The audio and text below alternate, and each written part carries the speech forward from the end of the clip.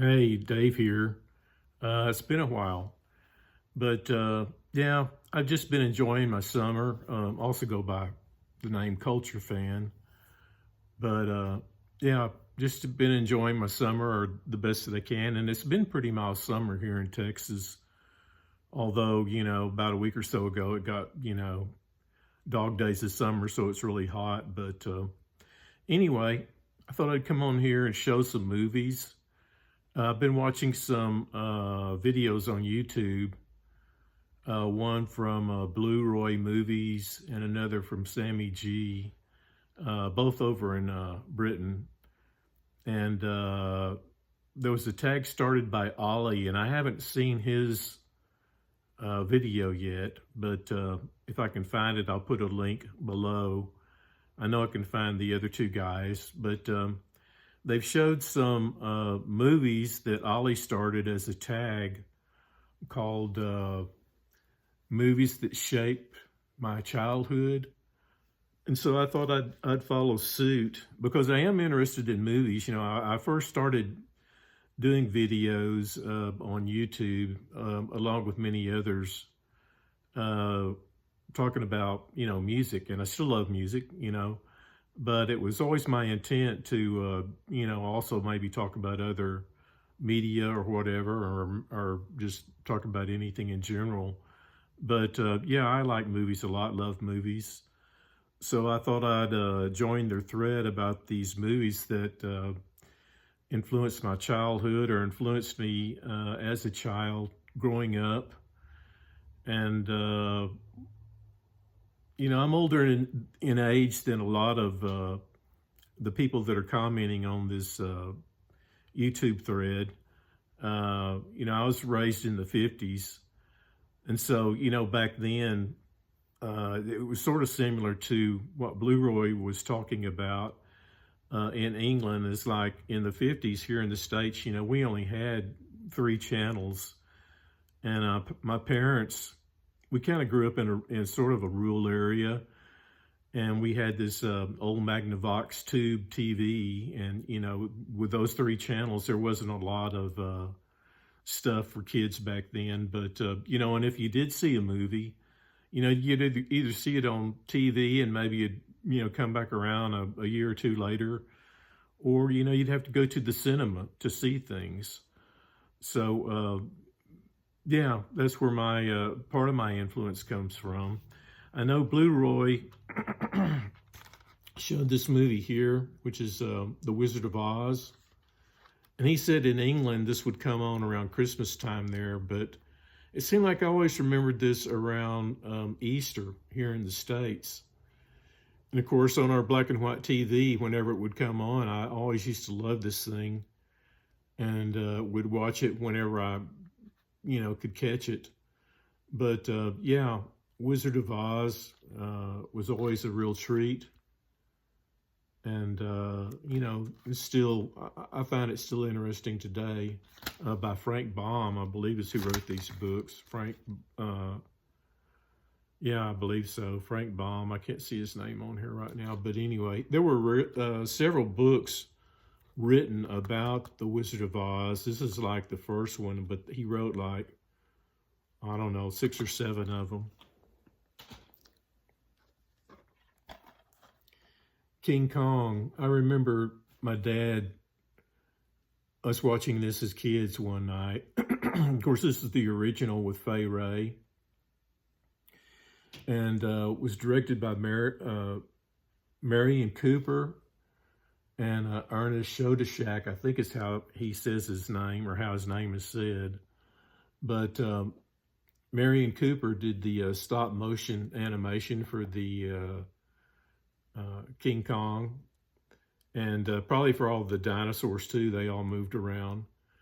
But this is one of those movies. I was an easily disturbed kid when I was younger. I'd see something like this and it would give me nightmares. And I can really remember when they finally get to Skull Island, and they see these natives there, and they had this big gate, that would hold Kong in, until they got ready to sacrifice somebody. And when you started hearing Kong roar and all the dinosaurs and all that, it really kind of, like scared me or traumatized me as a kid. But, I had to go to bed because it was like scaring me so much. But yeah, this was a really great film. I still watch it today too. And I think Cooper came up with the idea first of having a large beast uh, climb a tall building, the Empire State Building, and then kind of formatted the story around that. But yeah, Black and White King Kong, still a great movie. This is one that's not something I saw back then, but I just thought I'd show it for the heck of it because it has a lot of interesting people in this thing. It's called the Sci-Fi Boys, and it's all about science fiction. And like a lot of the movies that I'm going to show are sort of, science fiction type movies or fantasy, maybe some horror. But this movie I found pretty cheap, and you may be able to see this thing on YouTube. It seemed like I saw it on there not some time ago.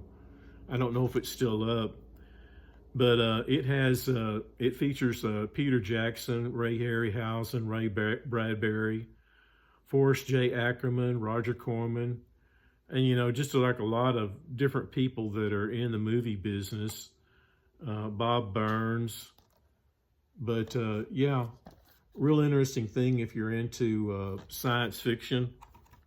And it's all about the pioneers of science fiction movies and stuff like that, how they created effects, what movies they liked growing up, and so forth like that. But yeah, pretty interesting little documentary.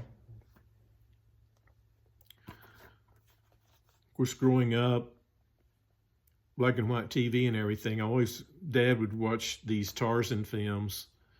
And as kids, we'd watch him along too. And when Dad was in the war, he got sent over to Casablanca there in Africa before he went over to Europe. But he always talks about the animals that he saw over there and the natives. And I always found that really fascinating. Along with this movie here, this stars Johnny Westmuller, excuse me, as Tarzan. And then you got Maureen O'Sullivan as Jane.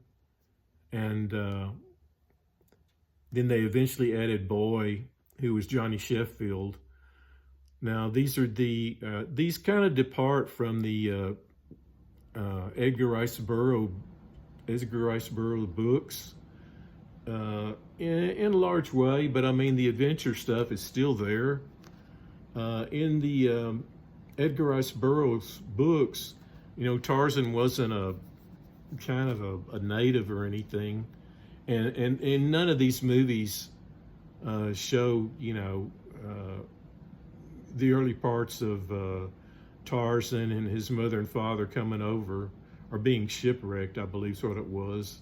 It's been a while since I've read those books, but they were shipwrecked, and then they built a cabin and everything, or a little grass hut on the island. But in the books too, Tarzan was fairly intelligent and could speak several languages, and so there's a pretty big departure in this than the books that Burroughs wrote. But these were really really adventurous type films to me as a kid, and really drew me into the stories and everything. This is a box set, and it contains 6 of the Westmuller movies. And, there's some extra features on it as well. Kind of looks like this, and then it opens up like that. But, yeah. Real fun movie collection. Tarzan of the Apes. And then I also enjoyed the Universal Monster Pictures. This is the Frankenstein one. Frankenstein and maybe Wolfman might be my two favorite Universal monsters. Also, like uh, Bride of Frankenstein, but I mean, all those pictures always had a really neat kind of gothic look to them and everything.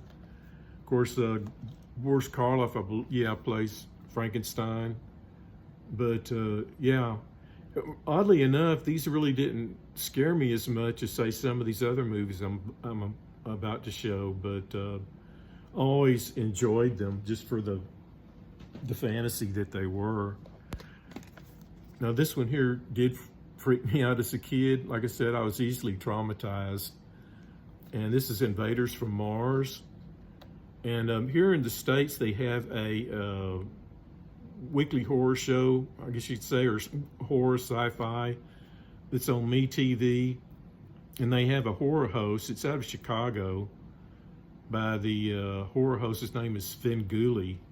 And not too long ago, he showed this Invaders from Mars. Now, they remade Invaders from Mars, and I can't think of the famous actress that was in. Karen Black was in that picture, along with some other actors, of course. But the remake was really horrible. I always would recommend this here is the original.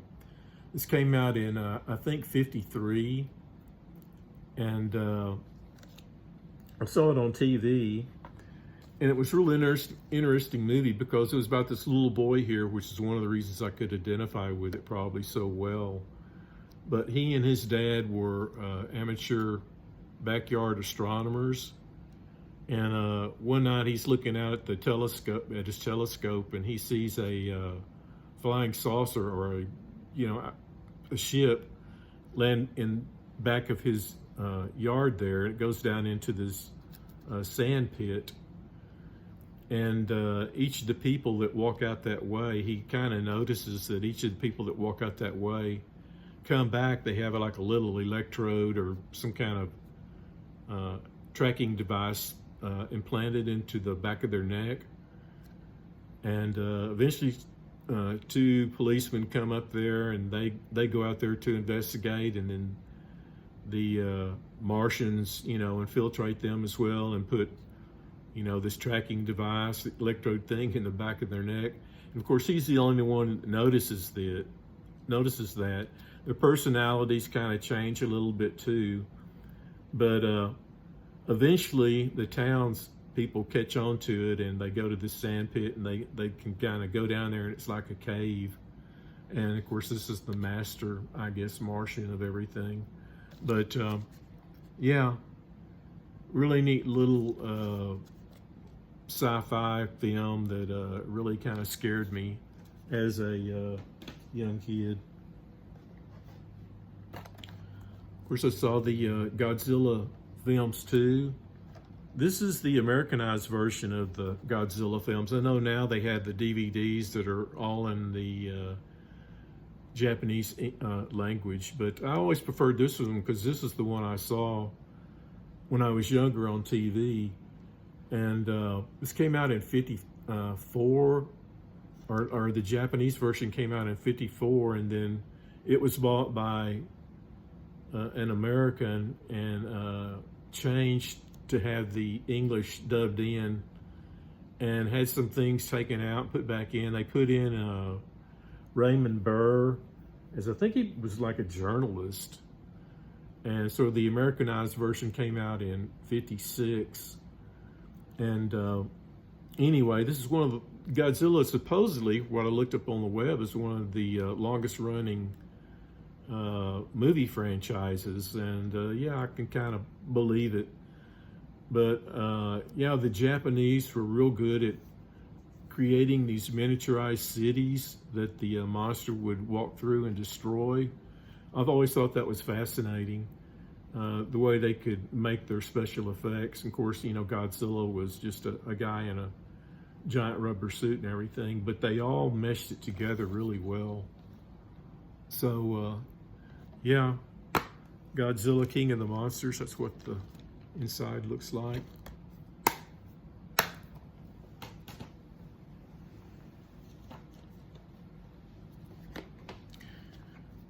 I Married a Monster from Outer Space. This is another one that kind of freaked me out when I was a kid. Now, I went with a friend to see this at the cinema, and it was a double feature with The Blob. This came on first, and then The Blob came on second.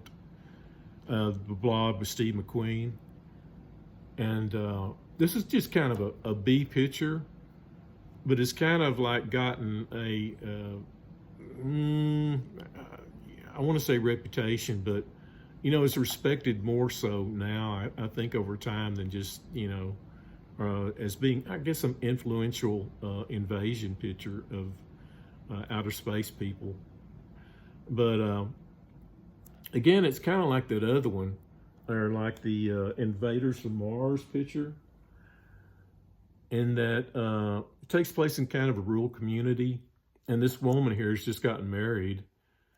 And her husband is the first one who gets captured by these aliens. And these aliens, from what I remember, I haven't seen it in a while, but these aliens take people back to their ship and like hook them up to these kind of this electrical thing that, influences their mind and everything to do what they want them to do. It's kind of like one of those, it's kind of a metaphor for Red Scare, or, something like Cold War Red Scare, I think. And anyway, it continues on that way, and people aren't suspecting anything until they do. And then several of the town folks finally find this, the Martian spaceship, and go there to disrupt their plans of trying to take over, the world. And the part that like really kind of freaked me out, although it has its tension in it all throughout, but they pull the plug on a lot of this Martian's control panel, and the creatures, or the humans that are controlled by this control panel, fall down and or die from it. But yeah, I always thought this was a really interesting little sci-fi film. And a lot of these sci-fi films, like I said, made me into the science fiction fan I am today. This is Walt Disney's 20,000 Leagues Under the Sea, which is a Jules Verne adaptation. Stars Kirk Douglas here and James Mason as Captain Nemo. Beautiful production values on this thing. You can see the ship right here. But just concerns, Captain Nemo was destroying a lot of ships back then, and they had sent some, or I think Kirk Douglas was on one of the ships that he was trying to destroy and lived through it, and he took him on board his Nautilus. And from there, they kind of become enemies and sort of friends. Although I think Kirk Douglas just wanted to get off of it, but at the same time, he was pretty much wanting to, steal some gems and stuff from Nemo, or he was kind of a profiteer, I guess you could say. But filmed in CinemaScope, so it has really good picture to it. Also has Peter Lorre in it as one of the crew members. And so, yeah, 20,000 Leagues Under the Sea. Really a neat Disney film from back in the day, particularly for 1954. This is Little Abner, which is a musical. And I probably would have never have seen this, although the reason I did see it, this came out in 59 or 58, I believe. And it was like one of those things that you do when you were a kid in grade school. And like towards the end of the year, we went to the cinema there in town and saw this. And I don't know how the teachers came up to like, let's see this film. Well, probably because, I take that back, it was probably because it was the only thing showing at the time, actually. But like I said, it came out in like 1959 or something like that. But I wasn't familiar. Well, I was familiar with the cartoon strip that was running in the newspapers, The Little Abner. Not that it was my favorite cartoon strip at the time, but you know, it's got Little Abner in it and Daisy May and Little Abner's parents. And like I said, it's a musical, so it's all about Dog Patch.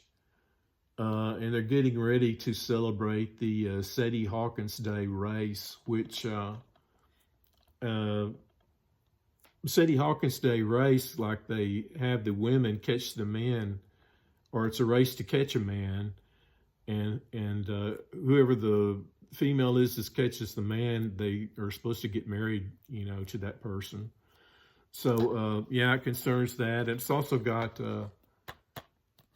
a sexy little dance number here by what is this gal's name? Julie Newmar, who also played Catwoman on the 60s Batman TV show. So yeah, and the musical numbers actually hold up really well and are really pretty catchy. So yeah, interesting film.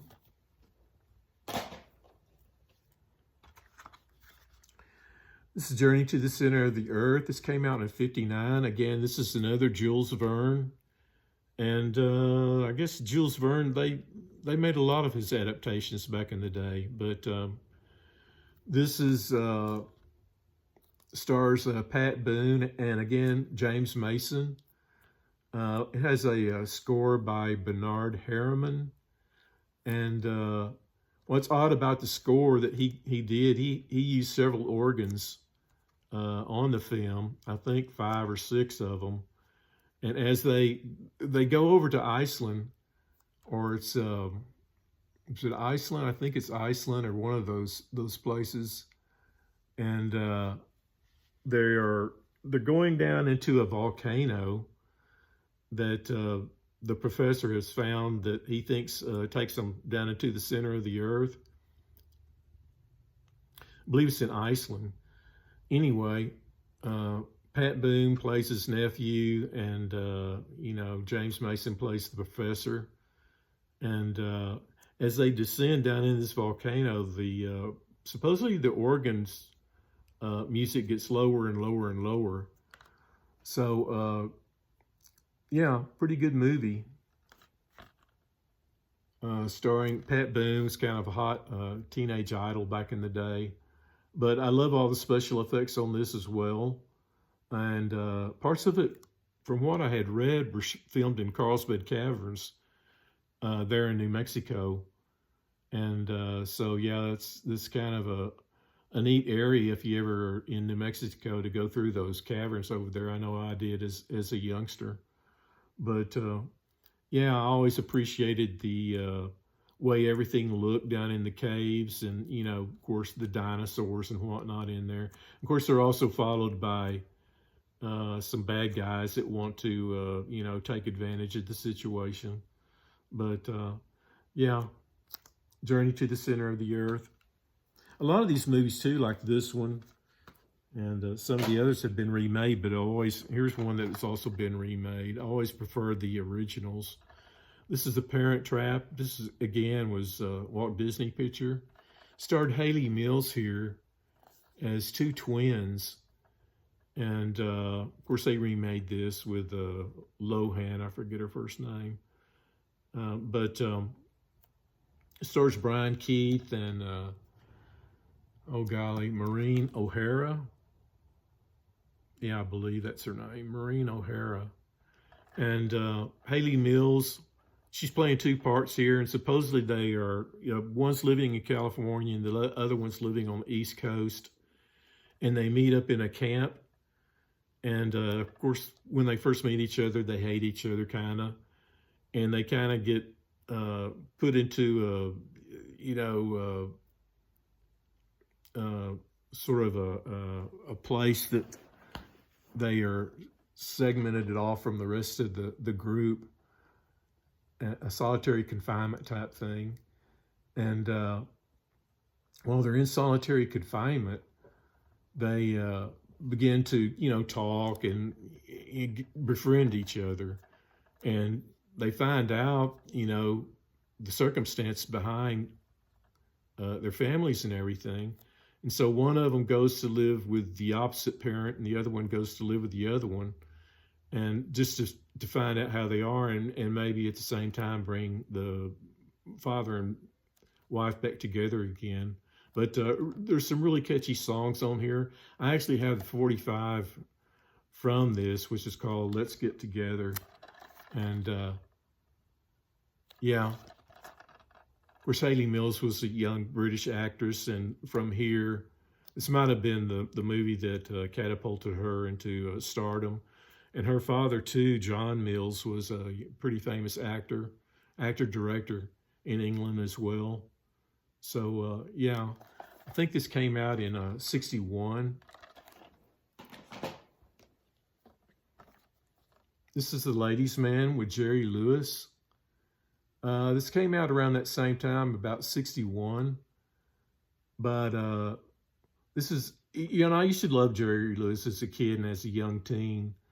I don't think this is quite as good as the Nutty Professor. I've got the Nutty Professor here as well, but I couldn't find it. But, I kind of liked all of Jerry Lewis's movies. Of course, he started out with Dean Martin in the early days. But in this film here, he breaks up with this girlfriend, is trying to find a job, and happens to find a job in this girl's dormitory. And then craziness ensues. It's just chock full of gags. I think Jerry Lewis was influenced by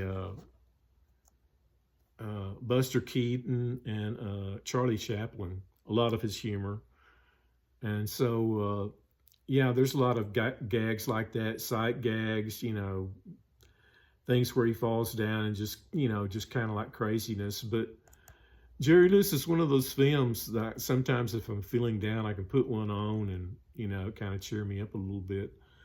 But he was also pretty famous for inventing a lot of things in Hollywood, like certain type of devices on cameras, and it's kind of like surround sound to a degree. When he was behind the camera, he had to invent something where he could kind of see a monitor to see how everything was looking, in that camera without having to be actually looking in it. So actually, I saw a recent interview too with him on Dick Cavett not too long ago. I'll try and put that in my comments, but or in that thing below the video. But that interview with him was pretty interesting, I thought, and I guess he thought that Dick Cavett was somebody that he could, relate to, or he thought Dick Cavett was a good host. So, but it was an interesting interview. This is another Jules Verne's. This is Mysterious Island, and was, I think, the first Ray Harryhausen film, who was the special effects guy on this film. And he did a lot of the films like Jason and the Argonauts and some of the Hercules pictures of the day. I think this came out in 65 or something like that, but it takes place during the Civil War. And you've got some Confederates and some of the Union Army that are trying to get away, and along with a journalist, and they hijack a hot air balloon and end up on this island. Although not known to them, this island has all these large creatures in it. So they're trying to survive on this island. And then one day they're looking out and they see some pirates come to the island, and they also get to meet Captain Nemo as well as in this picture. But really good special effects on it, I think, and it still is a adventure film I can watch today. Now a lot of these movies, younger people may think they're kind of hokey and cheesy, and I can understand that, I guess. But in any way, these are some that sort of influenced my interest in science fiction, and there you have it. Hope everybody's doing well this summer and enjoying it the best you can. So we'll talk to you later.